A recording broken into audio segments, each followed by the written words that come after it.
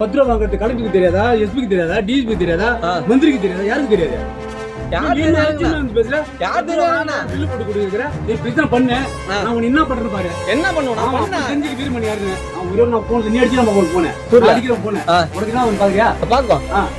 டாஸ்மாக் கடையில கூடுதல் விலைக்கு மதுபானங்கள் விற்கப்படுதா? யாருக்கு தெரியுது? சொல்றீங்க நீ எங்க கம்ப்ளைண்ட் பண்ண பண்ணும் போய் எங்க பண்ணும் நீ பண்ணுப்பா போப்பா போடுறதுன்னு சொல்லுவான். எந்த அதிகாரி நாங்க ஒண்ணு கொடுக்குது இல்ல, அப்படியே வாங்கி வீட்டுல கொட்டிக்கிறோம். அதிகாரிகள் நான் வந்து நான் உன்ட்ட 10 ரூபா கொடுக்கணும் உன்னதான் கேட்பான். நீ கேக்குற ஒண்ணுதான் கேட்க முடியும். யார் 10 ரூபா யார்கிட்ட 10 ரூபா வாங்குறீங்க? கம்ப்ளைண்ட் பண்ண அதுதான் சொல்றேன். கம்ப்ளைண்ட் பண்ண யார்கிட்ட கம்ப்ளைண்ட் பண்ண டிஎஸ்பி பண்ணுவியா? கேள்வி எழுப்பின வாடிக்கையாளருக்கு கடையில இருந்தவரு மிரட்டல் விடுத்ததா கூறப்படுது.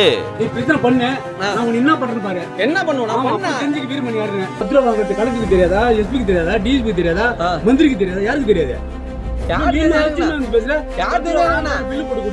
கடலூர் மாவட்டம் விருதாச்சலம் வட்டத்துக்குட்பட்ட தர்மநல்லூர் கிராமத்துல அரசு டாஸ்மாக் கடை இயங்கிட்டு வருது. இங்க மதுபானம் வாங்க வந்த ஒருத்தர் மதுபானம் வாங்கும் போது 10 ரூபாய் கூடுதல் விலைக்கு மதுபானத்தை விற்பனை செஞ்சதா கூறப்படுது. இதை தொடர்ந்து மதுபானம் வாங்க வந்த அந்த நபர் கடையில இருந்த அந்த நபர்கிட்ட இது தொடர்பா கேள்வி எழுப்பினதுக்கு முறையான பதில் அளிக்காம கேள்வி எழுப்பினவருக்கே மிரட்டல் விடுத்ததா கூறப்படுது.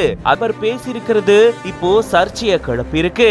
கூடுதல் விலைக்கு எதுக்காக மதுபானத்தை விற்பனை செய்யறீங்க அப்படின்னு வாடிக்கையாளர் ஒருத்தர் கேட்டதுக்கு கடையில இருந்த இந்த நபர் கராரா பேசக்கூடிய இந்த வீடியோ சமூக வலைதளங்கள்ல வெளியாகி இப்போ பரபரப்பை ஏற்படுத்தி இருக்கு. இந்த வீடியோ வைரலானதை தொடர்ந்து கடை உரிமையாளரை சஸ்பெண்ட் செஞ்சு நடவடிக்கை மேற்கொள்ளப்பட்டிருக்கிறதா தகவல் வெளியாகி இருக்கு. இது பத்தின உங்களோட கருத்துக்களை கமெண்ட்ஸ்ல சொல்லுங்க. மேலும் பல செய்திகளுக்கு பிஹைண்ட் வுட்ஸ் பேஜை ஃபாலோ பண்ணிக்கோங்க.